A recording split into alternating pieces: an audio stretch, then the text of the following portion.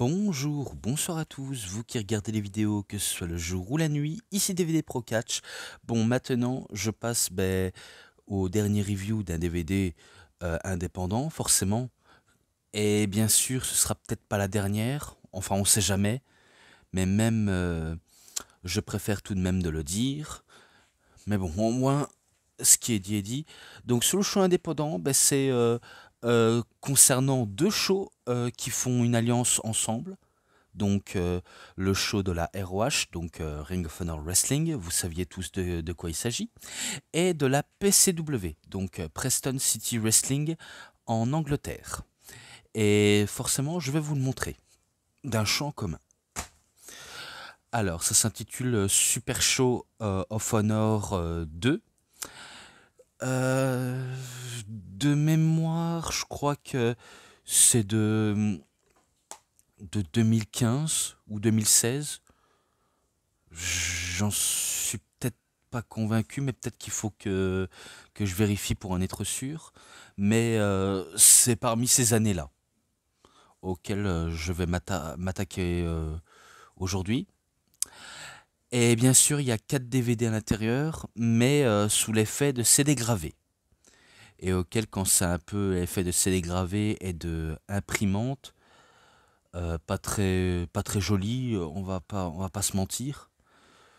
Mais bon, on fait avec ce qu'on a.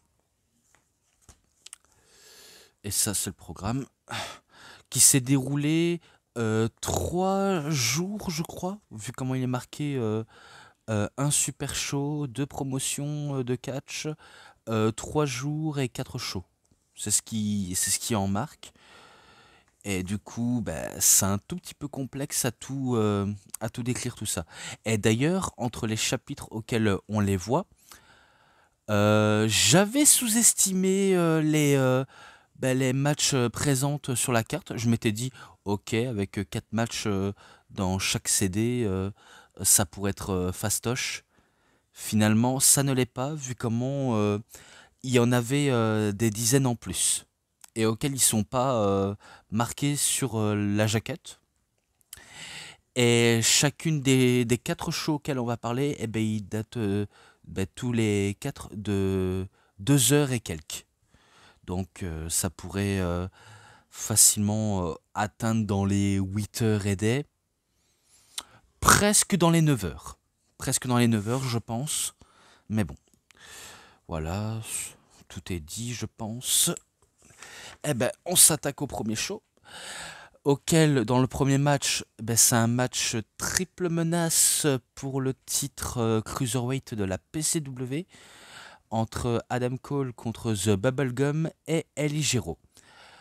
Alors forcément, celui qui remporte le match, c'est Adam Cole, qui remporte le titre de la PCW et aussi qui fait bien réagir la foule. Donc victoire d'Adam Cole.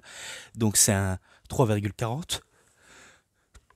Oui, excusez-moi, j'ai dû couper parce que je sentais que je devais éternuer. Mais bon, voilà tout.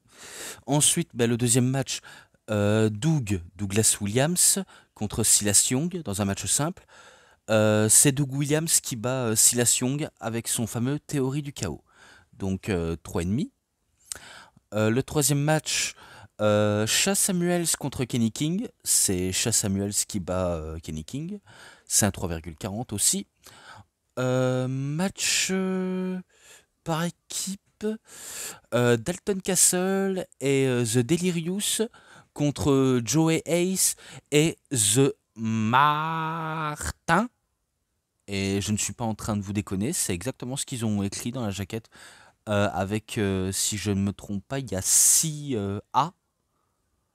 Et du coup, je me dis, ok, pourquoi vous mettez 6A, ça vaut vraiment pas le coup. Mais moi, je l'ai appelé The Martin.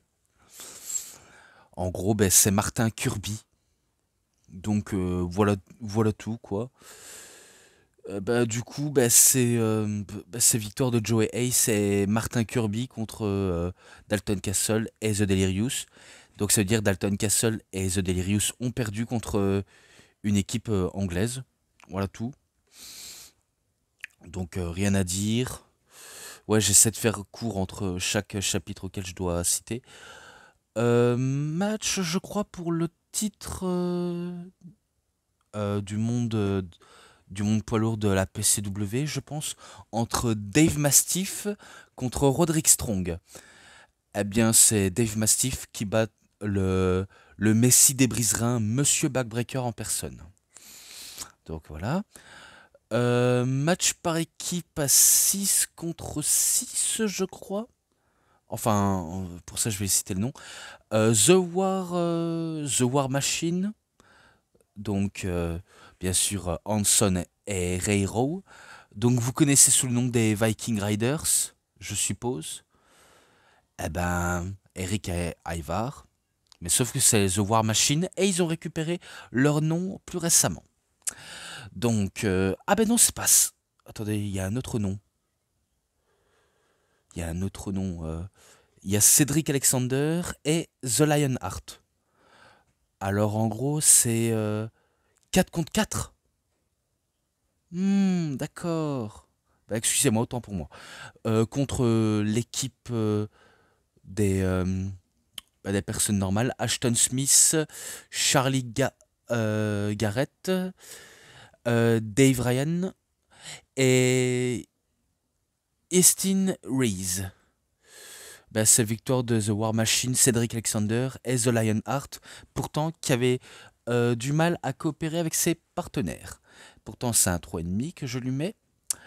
Ensuite, The Team Single contre The Rampage Brown. Enfin, The Team Single contre. Non, pas contre The Team Single, équipe composée de The Rampage Brown et Tyson T-Bone contre The Red Dragons, Kyle O'Reilly et Bobby Fish. Bien sûr, c'est victoire de The Team Single, donc 3,40. Ensuite, Joey Hayes et Martin Kirby contre The Team Single, donc Rampage Brown et Tyson T-Bone. Oui, pas le temps de trop, on va dire, la faire courte, vu comment c'est Joey Hayes et Martin Kirby qui battent The Team Single, et que c'est un 3,20 de manière à l'improviste auquel j'ai pas trop compris. Ensuite, pour le main event de la nuit 1, si je ne me trompe pas, c'est pour le titre du monde de la Ring of Honor. Enfin, là, il marque World Heavyweight, mais c'est le titre du monde de la Ring of Honor, quoi. Jay Lethal contre Noam Dar. C'est Jay Lethal qui conserve son titre et qui bat Noam Dar. Et auquel je lui avais mis un 3,70 ou 70, si vous préférez. Ensuite, pour la nuit 2, Roderick Strong contre The Bubblegum, contre Charlie Garrett, contre Dave Rain, contre Eddie Gero et contre Kenny King. Eh ben c'est Roderick Strong qui les bat tous, avec un 3,50. Ensuite, Chas Samuels contre Dalton Castle. Dalton Castle, certes, il a certes une gimmick très excentrique, un peu comique, un peu ridicule, mais c'est Chas Samuels qui le bat, avec un 3,5. Ensuite, Adam Cole contre Ashton Smith, c'est Adam Cole qui le bat. Et bien sûr, le titre de la PCW qui était en jeu, donc forcément celui qui remporte le match. Donc c'est un 3,40. Ensuite, Noam Dar contre Cedric Alexander. C'est Noam Dar qui bat Alexander, donc c'est un 3,60. Ensuite, The Team Single, Rampage Brown et Tyson T-Bone contre Joey Ace et Martin Kirby, contre The Red Dragons et contre The War Machine. Parmi l'équipe que je vous ai citée, c'est Team Single qui bat toutes les équipes impliquées dedans. Et auquel c'est un 3,60, exactement ça aussi.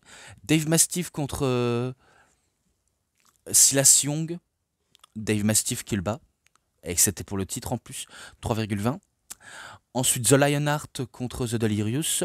C'est Lionheart qui le bat Delirious, 3,5. Jay Lethal contre Doug Williams. Un match très excellent entre les deux. Très excellent. Et auquel c'est Jay Lethal qui remporte le match. Et en plus, son titre était également en jeu. Donc forcément, victoire de Jay Lethal. 3,70. Ensuite, Dalton Castle. contre Ashton Smith, Cedric Alexander, Charlie Garrett, Martin Kirby et Silas Young. Je crois que c'est dans l'autre nuit, je pense. De toute façon, peu importe, je cite tout d'un coup. C'est victoire de Dalton Castle pour le coup, et c'est un 3,50. Ensuite, The War Machine, Hanson et Ray Rowe contre The Red Dragons, Kyle O'Reilly et Bobby Fish, qui était excellent, donc 3,70 aussi. Eli Giro contre Kenny King, c'est Eli Giro qui bat Kenny King, donc 3,40. Ensuite, The Hooligans, donc les Knight Brothers, Roy Knight et Zach Knight, qui font équipe avec Dave Rain, et qui étaient accompagnés par Scott Hall, et X-Pac participaient au match aussi. Donc si je ne me trompe pas, c'est 4 contre 4. Donc X-Pac bien sûr qui est Sean Waltman. Contre Hasty Rays, The Team Single, The Rampage Brown et Tyson T-Bone. Et The Bubblegum. Ok, c'est un 3,5. Tout simplement pour le côté nostalgique des fans. Ensuite, Jay Lethal contre Joey Ace. C'est Jay Lethal qui bat Joey Ace, et que le titre était en jeu, donc 3,50. Ensuite, Chas Samuels contre The Delirious. C'est Chas Samuels qui fait soumettre The Delirious, et c'est un 3,5. Noam Dar contre Drew Galloway. Donc oui, Drew Galloway qui est Drew McIntyre, qui participe bien sûr à cet événement, mais il n'a fait que un match parmi ces événements, et auquel, certes, Drew Galloway, c'est surprenant de le voir dans un tel show pareil, mais c'est pas lui qui bat Noam Dar, car c'est Noam Dar qui le bat grâce à l'intervention, je crois que c'était d'un autre participant, mais j'ai oublié son nom, lui. Je sais plus comment il s'appelle. Mais logiquement, ça devait être lui. Mais malchance, c'était pas lui. Vu comment c'est Noam Dar qui participe contre Drew Galloway, et c'est lui qui bat Drew Galloway. Donc c'est 3,90, donc 3,90 si vous préférez. Et enfin, le main event de la nuit 3, je crois. Ou, ouais, de la nuit 3, on va dire ça comme ça. Dave Mastiff contre Adam Cole dans un Iron Man match. Donc voilà quoi. Tous les deux, ils ont tous les deux marqué un point. Enfin, un point chacun, 2 points chacun. Ensuite, le troisième point. Mais lorsque ça s'est terminé en 0-0, il ne peut qu'en rester qu'un qui pourrait remporter la victoire. Et finalement, ce ne sera pas Adam Cole ni Dave Mastiff, vu comment il y avait intervention de Chas Samuels qui avait attaqué les deux participants. Donc ça se termine quelque part en match nul. On va dire un double match nul, vu comment, certes, ils ont tous les deux remporté 3 points chacun, mais n'ayant jamais réussi à terminer l'un et l'autre par la même occasion. Mais qui était plutôt très bien, auquel je mets un 4,20. Donc qui peut passer. Ensuite, le dernier show de la nuit 3. The Bubblegum, donc qui fait équipe avec Hasty Rays, et Tyson T-Bone contre The Red Dragons, Kyle O'Reilly et Bobby Fish qui fait équipe avec Delirious. Et l'équipe de Bubblegum, Hasty Rays et Tyson T-Bone se font appeler l'équipe de FWB. Donc voilà.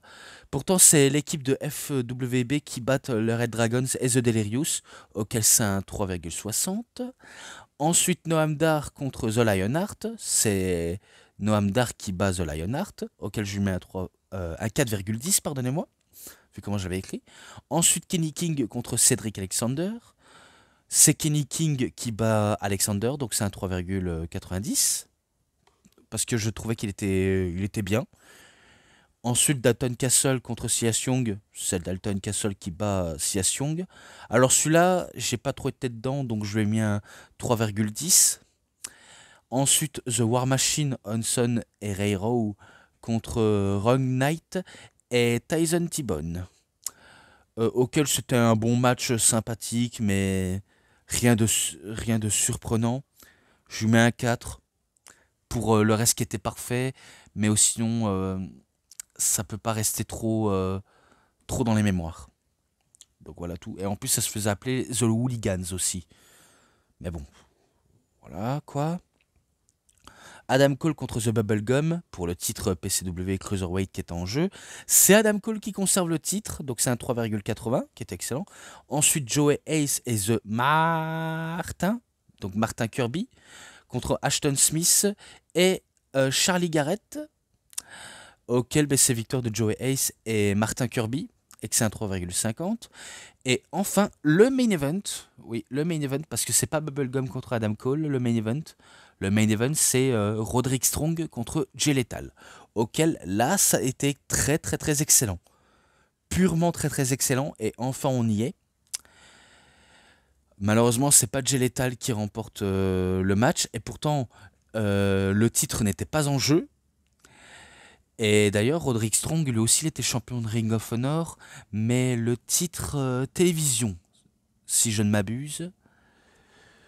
Pourtant, il avait rien à perdre ni à gagner, mais c'est quand même lui qui bat Jay Lethal. Bon, bien sûr, pour le titre qui n'était pas en jeu. Pour ce coup, je lui mets un 4,5. Donc voilà tout. Et ça s'arrête ici. Ah, voilà, j'ai quasiment tout dit et je devais me dépêcher. Et je sais que dans pas très longtemps, il pourrait avoir la review sur AEW Full Gear qui risquerait d'arriver. Et qui sait, le show de Survivor Series War Games 2024 qui pourrait arriver également, auquel je ferai cette review également. Et pareil pour un des shows de la TNA, donc Turning Point, auquel je le ferai, forcément. Et pour ma part, je sais que on se rapproche des fêtes. Donc pour ça, pour les fêtes, on s'y attend vraiment à des grosses surprises. Et en plus, pour moi, cette année, je vais pas vous le mentir, ça fera quasiment 20 ans que j'ai commencé à regarder du catch et auquel ça m'a suivi quasiment toute ma vie. Donc pour moi, quel exploit, hein. Vraiment un exploit incommensurable auquel je ne pensais jamais atteindre les 20 piges en regardant du catch. Et pour moi, c'est quelque chose qui me tient vraiment à l'esprit. Alors, 20 ans pour m'être lancé dedans, c'est pas forcément ça ce que je voulais en dire. Regarder et faire une vidéo dessus, ça l'est encore moins, mais plutôt c'est question d'une vie. Et auquel ça m'a vraiment été trop à cœur, vraiment trop à cœur. Et pour ça, je ne peux en être que fier. Et parce qu'être fan de catch, c'est vraiment le point auquel on est forcément bien. Comment pourrais-je dire bien entré, même si c'est pas le bon terme que je tenais à dire. Mais bon, on s'en fiche, ce qui est dit est dit. Mais au moins, les 20 ans de regarder du catch, ça reste quand même un exploit. Donc voilà tout.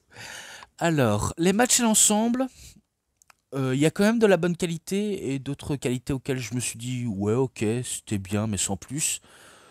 Mais ça valait le coup de citer. Donc pour ça, je lui mets un 4,70. Et pour le coup, ça peut être appréciable. Pour le coup, hein. C'est pas forcément au goût de quelqu'un, mais je le dis et je le fais, on sait jamais. Mais voilà tout, je m'arrête ici. Donc c'est tout pour cette vidéo de review. C'était DVD Pro Catch, j'espère que ça vous aura énormément bien plu. Et si vous avez aimé cette vidéo de review, vous savez ce qu'il vous reste à faire. Likez la vidéo, commentez, partagez, abonnez-vous à ma chaîne et cliquez sur la petite cloche pour avoir plus des notifications et des prochaines vidéos. Et moi, comme d'habitude, je vous dis bonne journée, bonne soirée à tous. Au revoir tout le monde pour une prochaine vidéo. A plus à tous les fans de catch, allez, bye bye tout le monde.